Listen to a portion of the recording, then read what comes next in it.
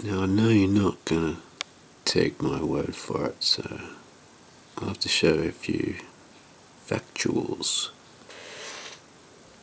You can probably see the headline: Human Genome is part Borna Virus. Okay, well, pretty much came up when I typed it into Google straight away. I think I typed in something like, what percentage is Borna virus in the human genome? Here it says 8%. This was back in 2010. There's been a lot of progress since then. I can tell you now, it's especially in some people, it's more than 8%. And most, I'd say, at least 10%. And that's not to include probably like where it's found in other parts of the genome. So I might read this to you. In the new study, remember this is old, researchers led by blah blah blah, who cares about that guy from some crap university, found that two human genes are similar to the Borna virus N gene. These two genes, now called EBLN1 and EBLN2 for endogenous Borna-like N, are molecular fossils of an ancient Borna virus. Retroviruses make up about 8% of the human genome. Okay, now I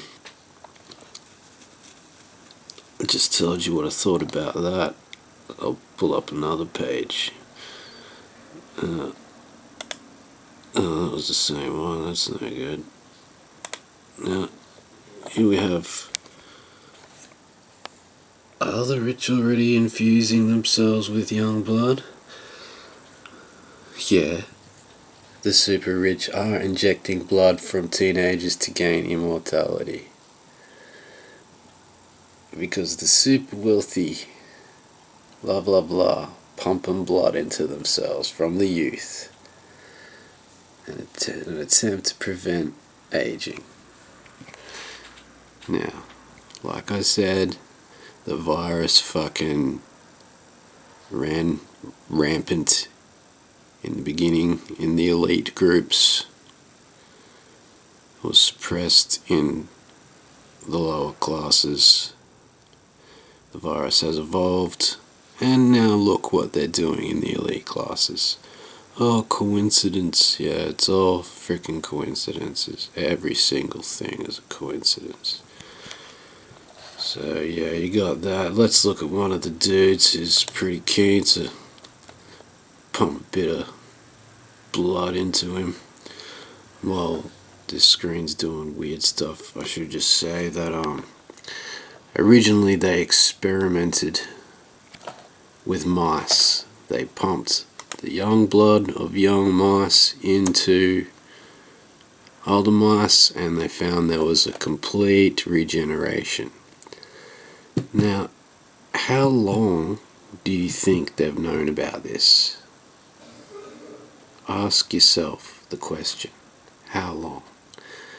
Did they know about it in ancient times? Obviously, they pretty much knew it all back then. I mean, we can't really duplicate anything they did. Well, all the best stuff anyway. As we can see, my screen is going completely blank. So, I'll get rid of a few, maybe that'll help my cause here. We're on this one, so let's go to this one.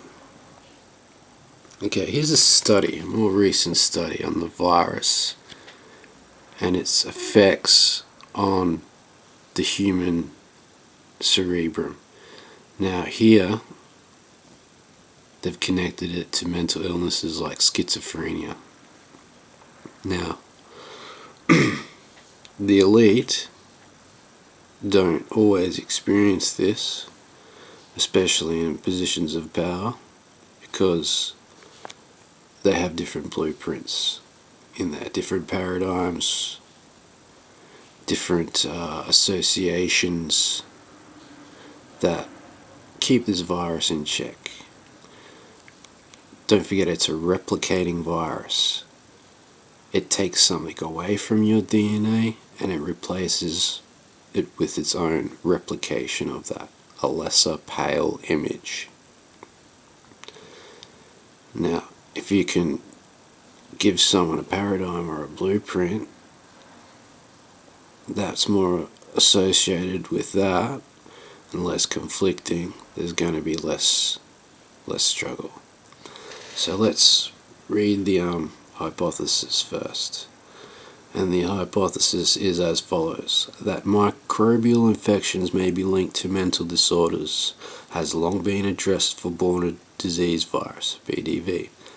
But clinical and epidemiological evidence remained inconsistent due to non-conformities in detection methods. Oh, okay. So you've been pissing in the wind for that's your excuse, okay. BoDV circulating immune complexes, CIC, were shown to exceed the prevalence of serum antibodies alone and to comparably screen for infections in Europe, Middle East, Asia, whatever country is still seeking general acceptance. Okay, we'll go straight to the results. And, okay, the results are in, and they found there was a significantly higher prevalence of CIC, indicating a chronic BoDV, which is Borna Virus, infection in patients with treated primary psychosis than in blood donor controls, percentages, indicating currently active infection. Now, all this medication they're feeding into human beings, experimenting, guinea pigging them on, is acting on the mind when the source of the illness is this virus. Now, I don't believe for a second that the virus causes these hallucinations and abstractions of reality. I believe that that in itself is a higher consciousness in human beings that we have, and the virus interferes with that, not the fucking cause of the hallucinations. Now, once again, it's a replicating virus, so it produces these illusions. It doesn't have the proper human blueprint.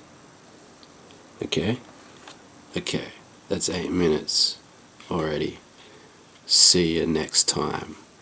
Same bat time, same bat channel. Where's